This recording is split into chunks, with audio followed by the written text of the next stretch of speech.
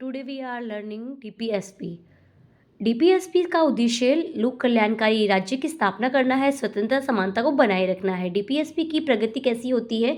तो गैर नियोजित प्रगति की होती है। डीपीएसपी हमने आयरलैंड से ली है। डीपीएसपी के आर्टिकल 36 में राज्य की परिभाषा, 37 में नीति निर्देशक न्यायालय परिवर्तनीय नहीं होंगे, वाद योग्य भी नहीं होती। आर्टिकल 38 जो है वह समाजवादी, सामाजिक, आर्थिक, राजनीतिक न्याय प्राप्त करना। आर्टिकल 39 के अंदर जीविकापार्जन, एक के अंदर आता है केवल पुरुष और महिलाओं को रोजगार देना, पुरुष और महिलाओं को रोजगार देना। 39 बी में भौतिक संसाधनों का स्वामित्व सामूहिक रूप से।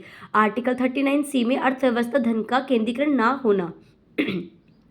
आर्टिकल 39 बी के अंदर महिला और पुरुष को समान वेतन देना, यानी उनके साथ में कोई भी प्रकार का भेदभाव नहीं करना कि ये महिला है तो उसको कम वेतन दिया जाए।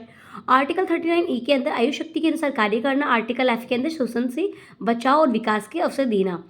आर्टिकल 40 जो है उसमें आएगा ग्राम पंचायतों का गठन करना। 41 के अंदर काम, शिक्षा, लोक सहायता पाने का अधिकार, जैसे बुढ़ापा, बेकारी, निःशक्तता, सहायता पाने का अधिकार आता है। आर्टिकल 42 के अंदर न्याय संगत मानवोचित प्रसूति सहायता का उपबंध। प्रसूति सहायता का उपबंध इसका मतलब होता है कि अगर किसी लेडी की, जब लेडी अपने एक बच्चे को जन्म देती है तो 6 महीने तक उसे सरकार की तरफ से छुट्टी मिलती है, हॉलीडे मिलता है 6 महीनों का।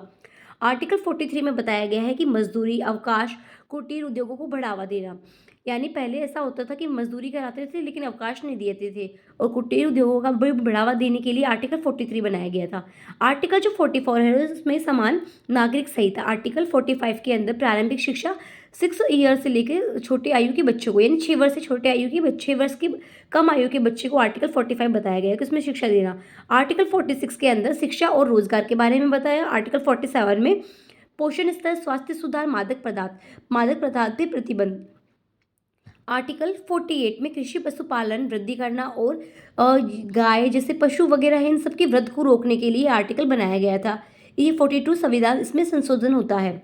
आर्टिकल 48 के ए में वन्य जीवों की रक्षा करना। बहुत बार क्वेश्चन आता है कि वन्य जीवों की रक्षा कौन से आर्टिकल में आती है? तो 48 के ए में आती है। आर्टिकल 49 जो है वह इसमें ऐतिहासिक स्मारक, पर्यटन वस्तु का संरक्षण करना है। जैसे हमारी गवर्नमेंट चीज़ें जो है, पार्क है हो गया, यानी जो भी मेमोरियल बिल्डिंग्स जो है उन सब का ध्यान रखना, संरक्षण करना। आर्टिकल जो 50 है उसमें ये कहा गया है कि कार्यपालिका से न्यायपालिका को पृथक करने का कदम उठाना। और आर्टिकल 51 में अंतर्राष्ट्रीय शांति सुरक्षा आती है। जय हिंद, जय भारत।